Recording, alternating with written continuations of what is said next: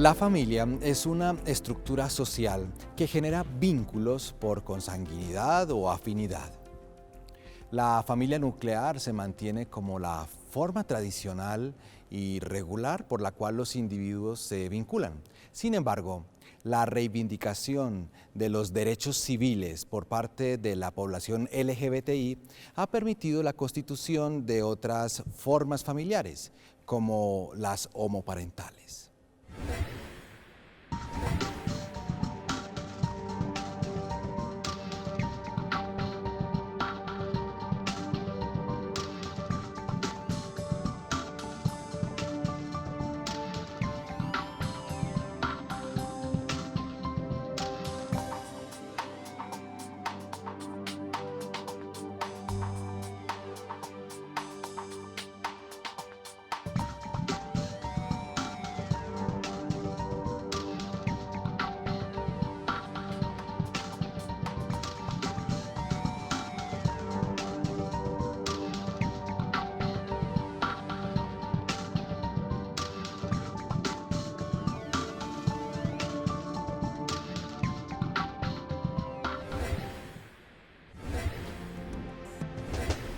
Y para hablar de este tema de modelos de familia en Ágora a través de Teleantioquia, dos invitados que nos han regalado su tiempo para conversar con ellos sobre este tema tan importante para usted que nos está viendo a través de la señal de Teleantioquia. Tenemos invitados a Pablo Bedoya, que le agradecemos su presencia, a Alejandro Montoya. Gracias por estar aquí hablando de familia.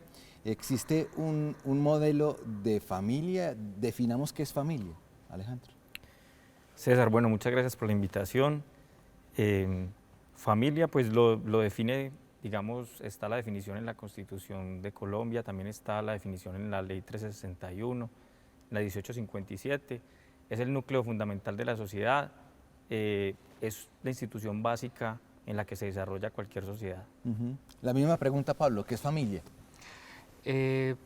Bueno, si me fuera como a las definiciones jurídicas, creo que concuerdo mucho con Alejandro en su definición, pero me gustaría hacer énfasis en que la familia también se constituye como ese espacio de soporte vital a través del cual los sujetos podemos constituirnos como sujetos. Y en ese sentido creo que es necesario pensar cuáles son esas distintas estructuras familiares donde los distintos sujetos podemos encontrar ese espacio de soporte, y la respuesta es que no será un solo modelo el único donde ocurrir. O sea que no solamente es la familia biológica. Digamos que yo separaría familia de biológica. Es decir, muchas de las personas han crecido con estructuras familiares o contextos familiares que no necesariamente son biológicos, y eso, digamos, no resta su cualidad como órgano familiar. Entonces creo que sería importante como esa distinción entre familia como algo biológico y la familia como ese espacio de soporte que termina constituyendo esa función de institución primaria en el orden social. Claro, ¿qué piensa Alejandro? Sí, de hecho, también la Constitución y la ley establece que la familia por vínculos y lazos afectivos también se conforma, entonces estamos de acuerdo. Si vamos a lo tradicional, y un televidente que nos esté viendo en este momento, que se devuelva en el tiempo 40, 50, 60 años, puede decir que el modelo de familia tradicional es papá, mamá y dos hijos. Sí, ese digamos que es lo que nosotros conocemos. A propósito de lo que decía Paula ahorita, hay diferentes tipologías de familia que también, digamos, se reconoce en nuestra normatividad en Colombia, y lo que nosotros llamamos como una familia tradicional es lo que conocemos un modelo nuclear de familia, que es básicamente la familia natural, la familia biológica, donde pues básicamente la característica principal y diferencial, que entre otras cosas es un propósito muy importante de la familia, es la procreación, ¿sí? Porque pues digamos que en la familia nuclear es donde se pueden tener hijos. Y entonces, Pablo, si la familia tradicional, siempre se ha dicho, es esa misma biológica, papá, mamá e hijos, el modelo que no sea así es un modelo, entre comillas, anormal. Yo creo que lo primero, mi formación básica es como historiador, y creo que lo primero que habría que reconocer es que si miramos la trayectoria histórica de lo que llamamos familia, eso que llamamos tradicional no es tan tradicional. Es decir, si nos vamos a mirar a través del tiempo, desde los siglos hasta hoy, tenemos esa cierta idea de que esa familia nuclear siempre ha sido así y no es del todo cierto. Si podemos pensar en la época colonial, podríamos ver cómo ese núcleo está integrado por las personas, los amos de la casa, pero también esas personas esclavizadas que funcionaban como servidumbre y donde a veces se constituían otro tipo de vínculos. Podemos mirar pues, las familias extensas que en distintos lugares del país constituyen el modelo familiar.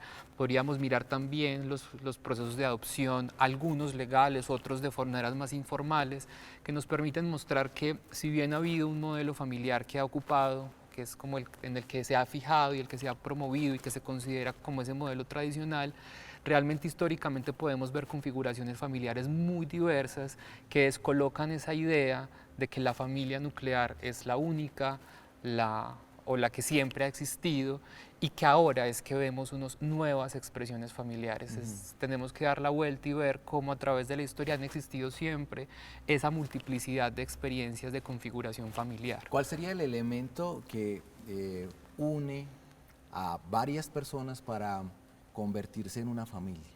Yo diría que dos, el afecto y yo parto de pensar que todas las personas tenemos una fragilidad constitutiva como humanos. Si una persona nace sola no podrá llegar con vida a su vida adulta. Todos y todas necesitamos de una red que nos constituye, en la que no solamente recibimos afecto, sino donde también satisfacemos necesidades. Creo que de cierta forma la familia constituye ese lugar, como donde nuestra fragilidad constitutiva se termina resolviendo a través de esa cadena de afectos. Sí, entonces me decía que dos. Uno, el afecto. ¿Y lo segundo? La satisfacción de necesidades primarias fundamentales. Muy bien. Y esa misma pregunta, ¿cuál es el elemento que une personas para que se conviertan en familia? Sí, yo le agregaría a lo que dice Pablo, la consanguinidad, los vínculos de consanguinidad, que claramente establece cómo puede estar conformada tu familia, pues, tu hijo, digamos tu mamá, tu papá. Esa es otra forma en la que definimos cómo puede conformarse una familia. Pero claramente los vínculos y los lazos afectivos son esenciales para conformar una familia. Sí, ¿la familia homoparental causa rechazo por estar en contra de lo tradicional? Sí, efectivamente. Digamos, en relación a lo que ponía Alejandro, estoy de acuerdo, pues creo que la consanguinidad es fundamental para entender las familias. Yo soy hijo de una familia homoparental y en teoría no tendría vínculo de consanguinidad con una de mis madres. Por eso es difícil también poder identificar solo la familia con vínculos de consanguinidad, sobre todo porque para muchas personas, como las personas trans o las familias homoparentales, no siempre los vínculos de consanguinidad se constituyen en ese espacio fundamental de lo que intenta describir la categoría familia. En ese sentido, por eso creo que va más allá, digamos, solo de la consanguinidad, y en ese contexto creo que efectivamente las familias que han interpelado, que se han salido de este orden normativo o de esta idea de familia tradicional, han sido consideradas como anormales, y eso ha dado lugar primero a una invisibilización de esas estructuras o esas otras maneras de organización familiar, pero también a una violencia sistemática contra aquellas familias que se salen de ese canon establecido. Alejandro, si no hay consanguinidad, ¿no hay familia? No, de hecho, he afirmado que sí hay familia. O sea, estoy de acuerdo en que los vínculos afectivos también son una forma de familia que reconoce, digamos, nuestra Constitución, nuestra ley, que por supuesto es una manera también de garantizar derechos, y estoy completamente de acuerdo. De pronto, simplemente agregaría, frente al tema que plantea Pablo, es que siento que sí hemos estado avanzando, no solo en el reconocimiento de los derechos, sino también en la forma en cómo las personas que hacen parte o están de acuerdo con la forma tradicional de familia están observando las otras tipologías de familia. Yo, de hecho, trabajo hace ya más de 5 años como representante de un sector de la ciudad en la política pública de familia, tanto de Medellín como de Antioquia, y vemos que desde la política pública misma se hace un esfuerzo grande por reivindicar los derechos de los diferentes grupos poblacionales, y creo que en eso es indudable que no solo la ciudad, sino el país en general viene haciendo unos grandes esfuerzos, y que yo siento que sobre todo desde la política pública, y no solo de la política pública, sino desde el sector público en general, se nota bastante. Si nosotros leemos la política pública también de Colombia, con relación al tema de familia, nos damos cuenta que hay un respeto, digamos, muy grande por las diferentes formas y por los diferentes grupos poblacionales. Entonces, estamos avanzando en ese sentido y creo que se va por buen camino. Incluso a veces, como representante de otro sector dentro de la política pública, la invitación nuestra es a que, por reivindicar los derechos de un grupo poblacional, no empecemos a desconocer los derechos de otros grupos poblacionales o de otros tipos de familia, porque a veces también nos vamos a los extremos y es un poco como lo que nos toca hacer dentro de esa política pública. Claro, un debate con altura, con argumentos. Hacemos una pausa y seguimos hablando de las familias tradicionales y de las familias homoparentales aquí en Ágora a través de Teleantioquia.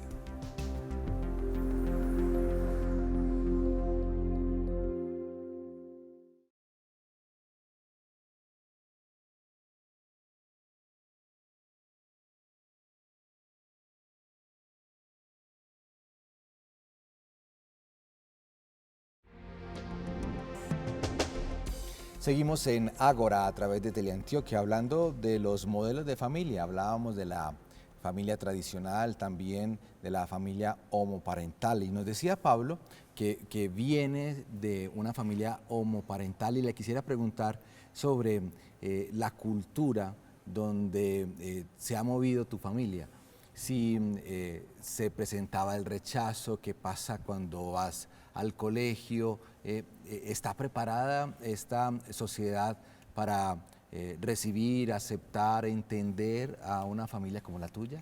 Muy bien, yo empezaría señalando que partiría de una idea, y es que a veces asumimos que las familias homoparentales son un fenómeno muy reciente, y a través de mi propia experiencia y cercanas que conocí, realmente existimos hace mucho tiempo. Y arranco por ahí porque la experiencia de mi familia fue siempre una experiencia como invisible. Cuando yo digo que soy hijo de dos mujeres, no soy hijo de Angélica y Claudia López, pues como dos mujeres así formadas, visibles, de la clase media, no, son dos mujeres súper comunes que provienen del mundo rural del país y que no tienen ni siquiera esta formación ni estos temas, simplemente construyeron un mundo para ellas y de ahí pues provengo yo. Entonces, claro, fue un tema muy invisible, fue un tema incluso a veces no muy reconocido, muy silenciado.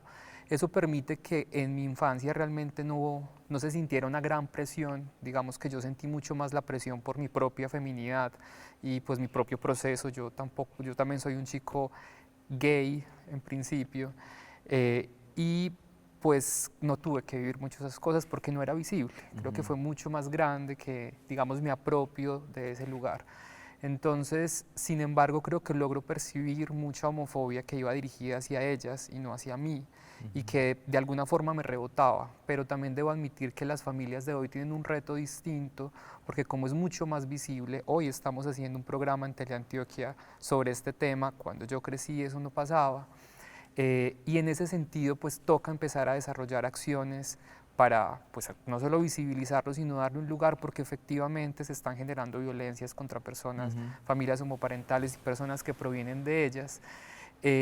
Sin embargo, digamos que no sé si la pregunta exacta es si estamos preparados o no.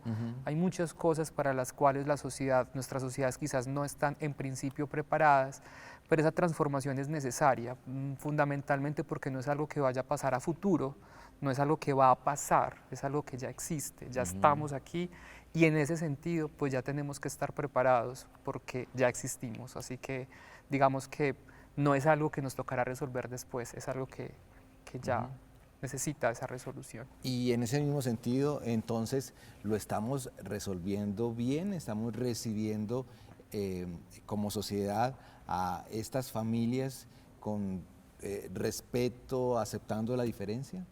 Yo creo, César, como lo dije ahora, que desde el sector público, desde las políticas públicas, se viene haciendo un trabajo muy fuerte, y no solo desde las políticas públicas que competen, digamos, a la población LGBTI directamente, sino, como les explicaba ahorita, en las políticas públicas de familia hay unos componentes, digamos, muy fuertes enfocados a los derechos de este grupo poblacional, y creo que desde la política pública y desde el sector público los esfuerzos que se vienen haciendo son considerables, me parece a mí.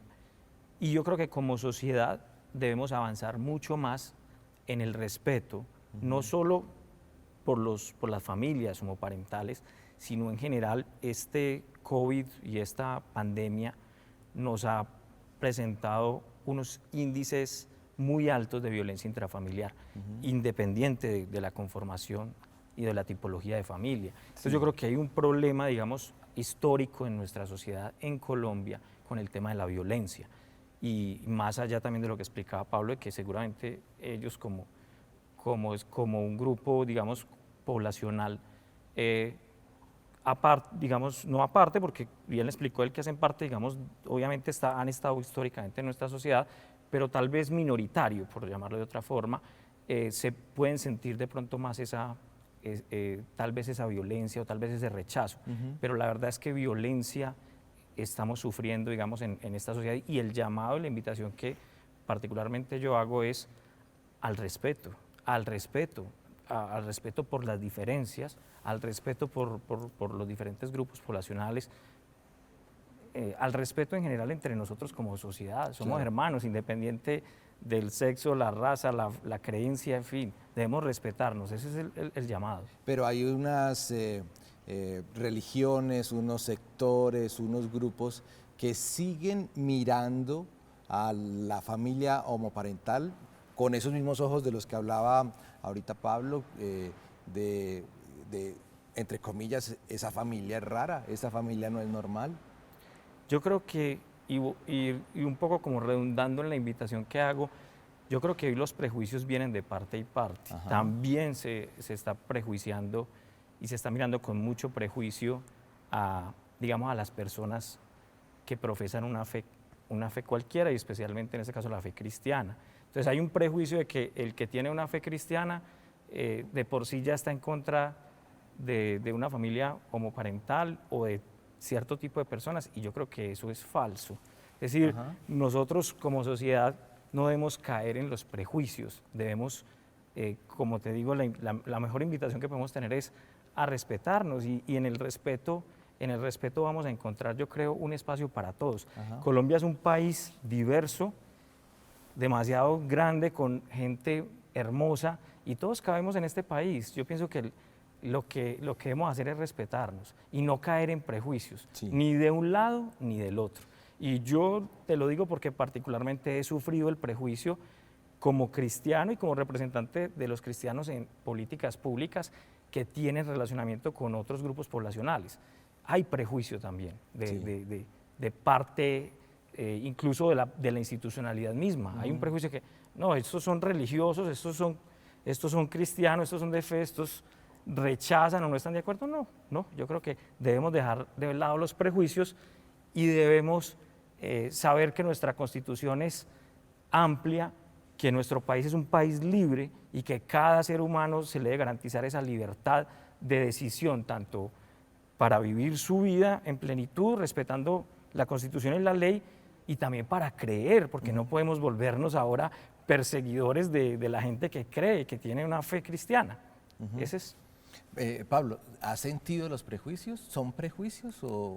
Total, yo tendría varias cosas que decir al respecto, y la primera de ellas es, sería absoluta, una cosa es un prejuicio propiamente y otra cosa es una realidad sociológica e histórica, y sería imposible desligar el prejuicio contra las personas LGBT de su origen, que tiene un origen religioso, sin duda. La semana pasada nada más publiqué un libro al respecto que se llama Desenfrenada lujuria, una historia de la sodomía a finales del periodo colonial, donde justamente muestro eso. La raíz de la violencia contra las personas LGBT ha estado puesta, lastimosamente, en visiones religiosas sobre la sociedad y la vida. Y esas visiones se han instalado en el Estado y en las políticas. Así que yo también estoy de acuerdo que la libertad de cultos y la posibilidad de que cada quien pueda creer es fundamental para una sociedad en paz, pero para que eso ocurra será necesario mantener un límite muy explícito entre el Estado y esas creencias religiosas, porque ya nos lo han mostrado bastantes avanzadas que han ocurrido recientemente en el país, como las de 2016 y todo el rollo de las cartillas y la ideología de género, que nos permiten ver cómo existe un movimiento sistemático en el país, sobre todo agenciado por personas pertenecientes o que profesan determinadas fe en contra del avance de materia de derechos. Y un ejemplo muy claro fue el procurador Ordóñez. Podríamos tener muchos otros, Miguel Arrazola o muchos otros que han enjuiciado y que han levantado su voz y casi como si fuera un arma para justamente invalidar los desarrollos que existen. Puntualmente, Pablo, ¿se ha sentido en algún momento exacto, claramente identificable, sí, claro. mal visto? Sí, no, claro. ¿Sí? Es que ¿Cuándo? vengo desde niño, o sea, desde niño tenía que dibujar a un papá y una mamá, y cuando yo no dibujaba al papá me decían, no, es que usted no puede dibujar eso, tiene que dibujar un papá y una mamá. Como yo con 5 años le explico a la profesora que es que no puedo dibujar un papá y una mamá, que es que tengo otra realidad? Entonces muchas de las violencias que vivimos las personas LGBT o que vivimos las familias homoparentales son profundamente invisibles, otras son más explícitas, como el grito en la escuela, otras como que tuve situaciones de exorcismos en cultos cristianos donde intentaban exorcizarme la homosexualidad. Es decir, son muchas las cosas que hemos pasado las personas LGBT y las familias homoparentales por esa visión. Así que, digamos, estoy en desacuerdo con pensar que exista un prejuicio de lado y lado. Existe una realidad histórica que se ha fijado y que es muy claro. Voy a poner 2 ejemplos explícitos. En la historia de Occidente son muchas las experiencias donde la fe religiosa ha asesinado a las personas LGBT. Y me puedo ir desde la Inquisición hasta situaciones del conflicto armado, de las que me he dedicado a documentar, o la segunda que haría es cuántas personas con una vocación de fe hacen parte del comité de familia y cuántas personas de los sectores sociales LGBT hacen parte y tienen una visión allí y un puesto en ese lugar. Así que no será innegable que existe una prevalencia de las vocaciones de fe sobre las discusiones que tienen que ver con las políticas de familia, que en el fondo terminan por demostrar que seguimos teniendo un lugar minoritario en la conceptuación y en la toma de decisiones públicas sobre lo que es la familia en la ciudad y en el país. Alejandro, ¿cómo vio usted esas cartillas que generaron tantas opiniones divididas? Bueno, yo tuve la oportunidad de ver el material de las cartillas y aquí es un poco como lo que hemos estado planteando, la importancia de tener de alguna manera un respeto entre todos y no utilizar los cargos de poder para imponer las propias ideologías. Entonces, las cartillas claramente traían unos mensajes que, por ejemplo, yo como padre de familia no me gustaría que se lo impartieran a mi hija en una institución pública o privada. Entonces es como, y también es la manera en cómo se iban a obligar a los colegios a que impartieran las cartillas. Y de hecho, eso me trae a colación una situación en la que estamos ahora, que es el proyecto de ley 320, que es un proyecto de ley que busca supuestamente evitar el maltrato y el castigo físico, que entre otras cosas ya están estipulados por ley como delito. Alguien que maltrate a un niño es solamente que lo denuncien, que hayan pruebas y esa persona va para la cárcel.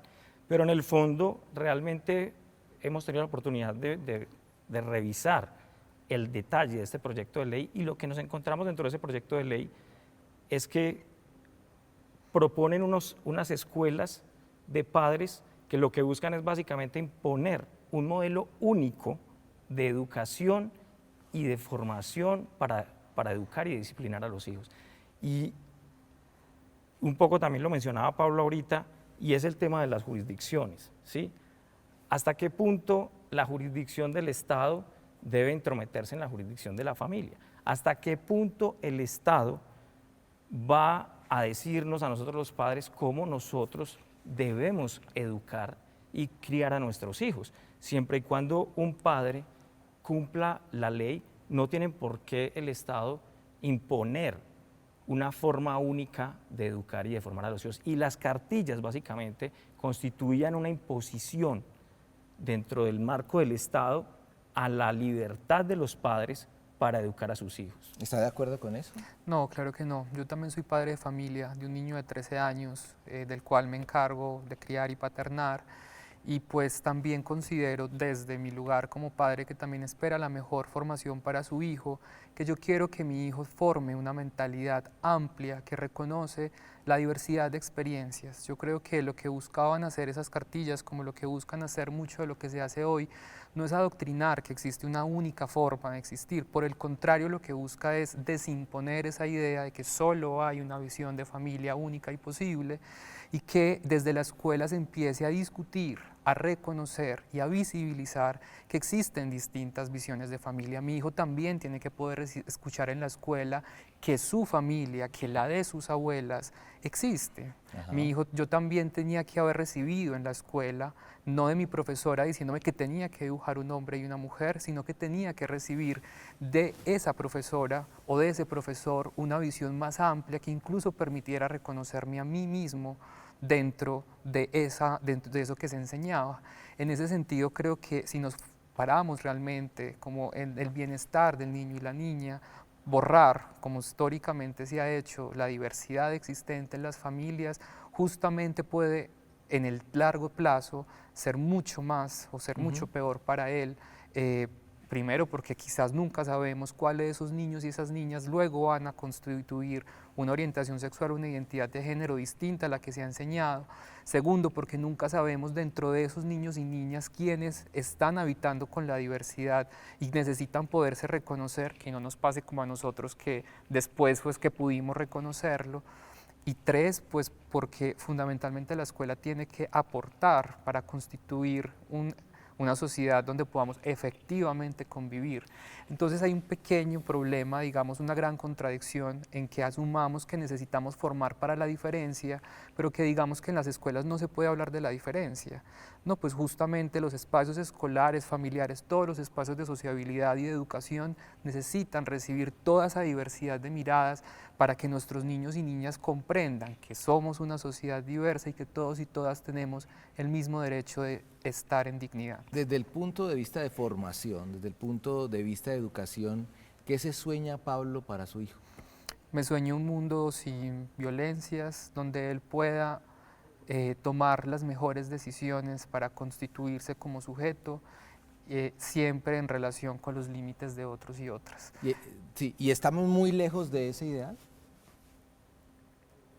Yo creo que todavía nos falta, debemos seguir trabajando, como lo he dicho en el transcurso del programa, creo que se están haciendo esfuerzos sobre todo desde lo público, pero nos falta mucho como sociedad.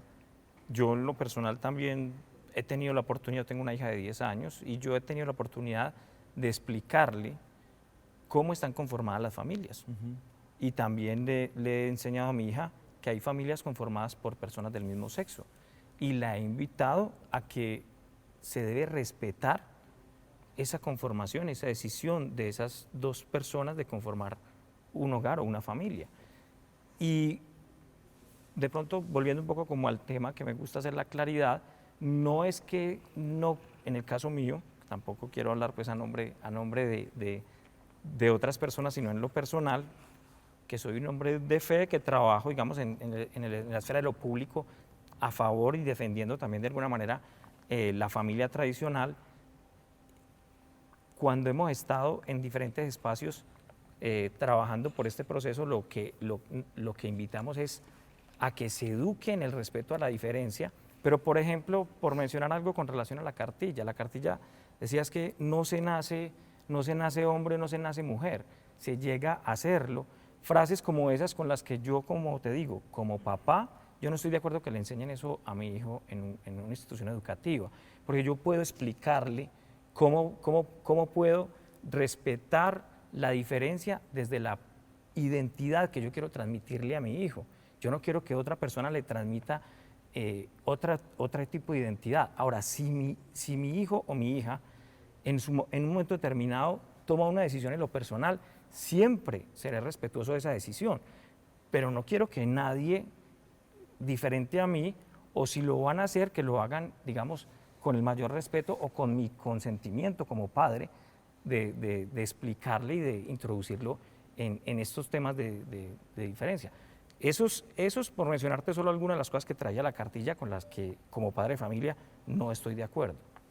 Los invitamos a que veamos a continuación a este profesional, a este especialista que nos muestra los modelos de familia que existen en la actualidad.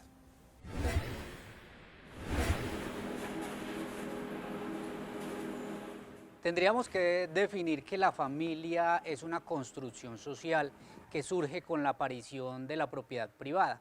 Eso significa que ha habido cambios a través de la historia de la familia como tal y pasamos de tener unas familias que tienen su origen principalmente en la tradición judeocristiana de padre, madre e hijos a tener hoy nuevas tipologías de familias. En una familia lo importante tiene que ver con las relaciones que se tejen al interior de esta familia, con el respeto que hay en sus integrantes, con la dignidad como ser humano y hoy con que ese proceso de crianza esté basado en enseñarle a esos niños, niñas o adolescentes que están ahí a aprender a comprenderse, a reconocerse, a comprender sus emociones, a gestionar sus emociones, a comprender que deben solucionar los conflictos de manera pacífica. En últimas, que ese entorno familiar sea garante, que ese entorno familiar sea protector y cuidador. Eso es lo que realmente importa y eso lo puede dar una familia tradicional nuclear, pero también lo puede dar una familia homoparental. Hoy más que nunca es importante que la familia sea un entorno de respeto por la diversidad y en ese sentido también comprender que hay diversidades de tipologías de familias y que todos somos parte de, ¿cierto? En ese sentido creo que hoy más que nunca hay un llamado al reconocimiento de la diversidad que somos como sociedad. En Medellín yo creo que estamos en ese proceso y hay que seguir avanzando.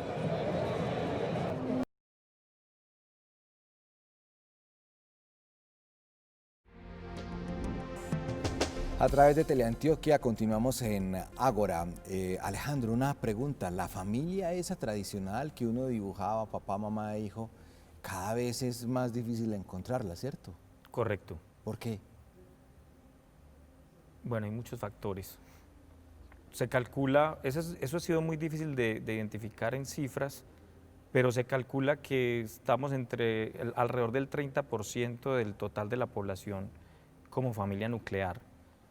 Y la tendencia realmente ha sido históricamente a reducirse, ¿sí? Hay muchos factores, uno de ellos podríamos decir, sin que yo haya hecho pues la investigación, sino básicamente del conocimiento que tengo del tema, podríamos decir que los divorcios influyen cada vez, digamos que cada vez los matrimonios son menos estables.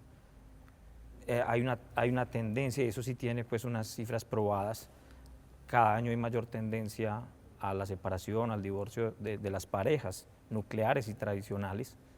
Entonces creo que esa es una de las razones que explican que existan, digamos, familias conformadas de otra manera, como las homoparentales, monoparentales.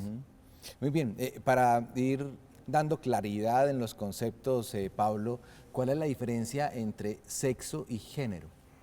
La distinción entre sexo y género fundamentalmente estriba en un asunto. El sexo es concebido como el hecho corporal, como el cuerpo sexuado le decimos, y el género como el conjunto de atributos sociales y culturales que le damos a ese sexo.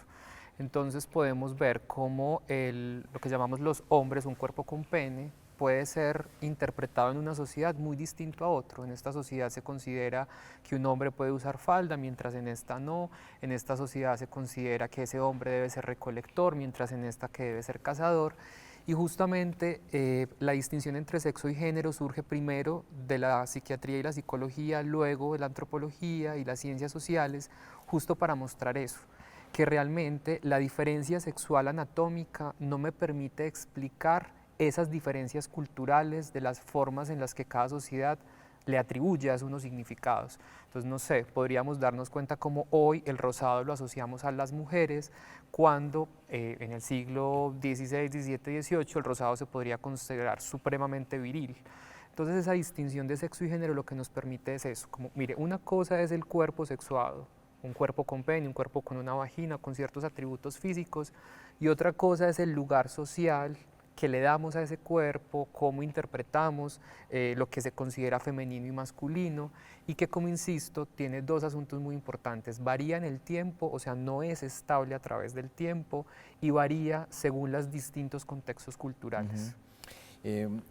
Tú eres perteneciente a una familia homoparental. ¿Existe instinto maternal e instinto paternal? ¿Se crea? ¿Se nace con ese instinto?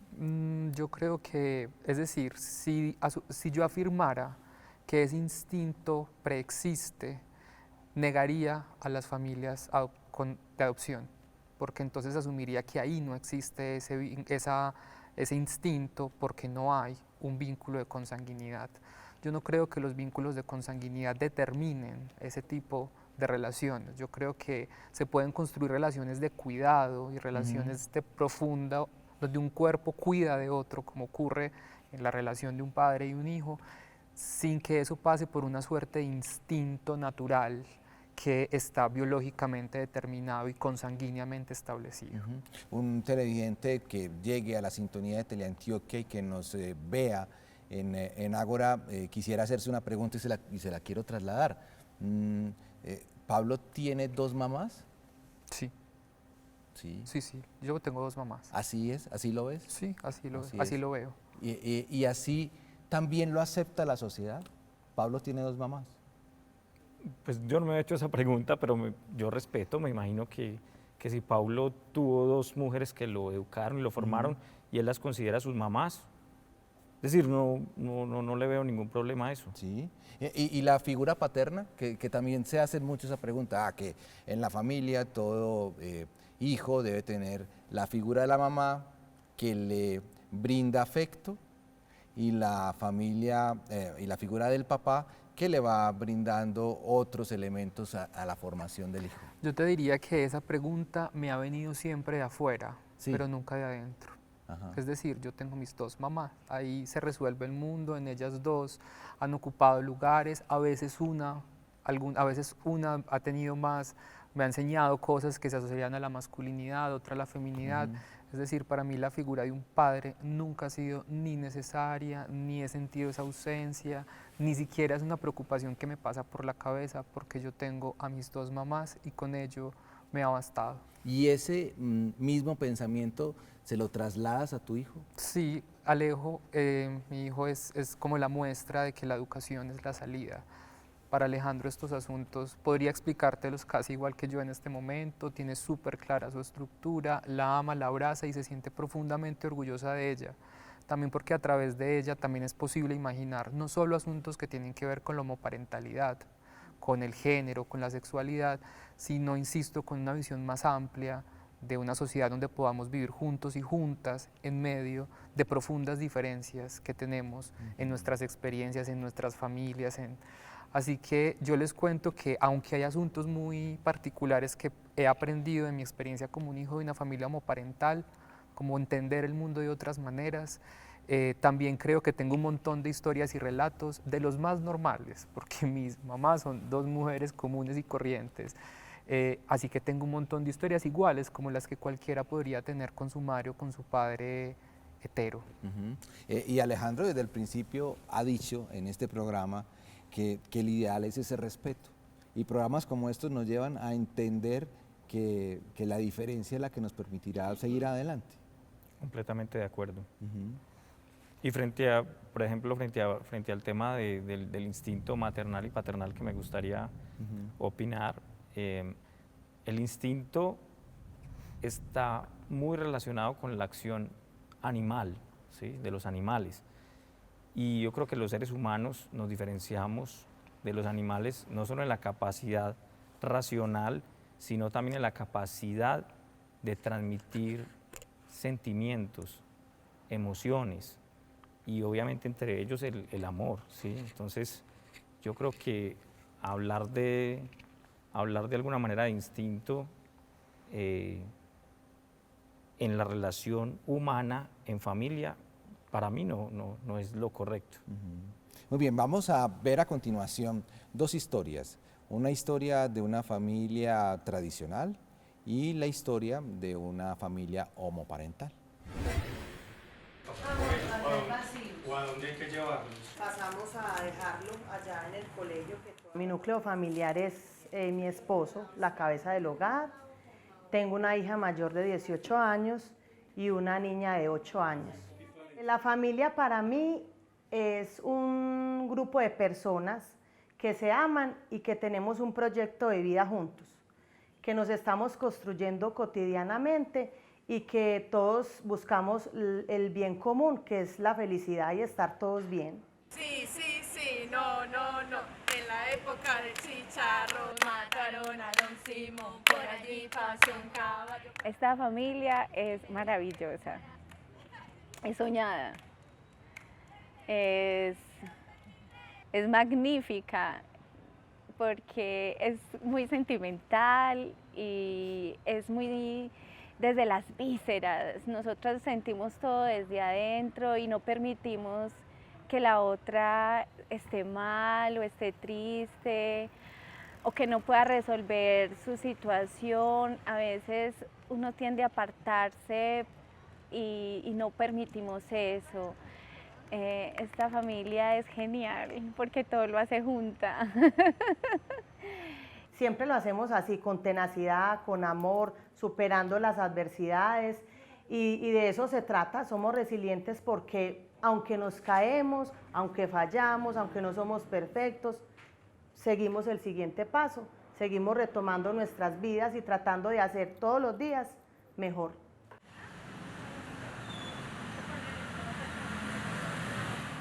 Cuando uno habla de familia, habla es de un amor profundo e incondicional por alguien, independientemente de otro tipo de afinidades.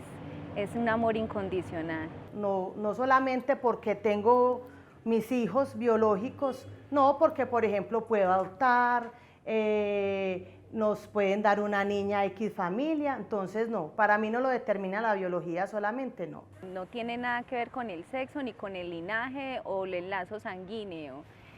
Es el corazón, es el alma, es el espíritu el que decide, esta es mi familia.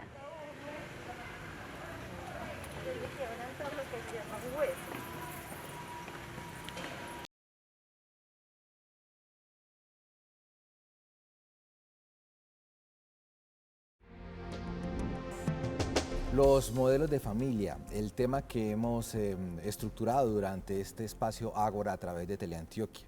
Vamos llegando al final. ¿Y cuál sería la conclusión de este espacio, Pablo?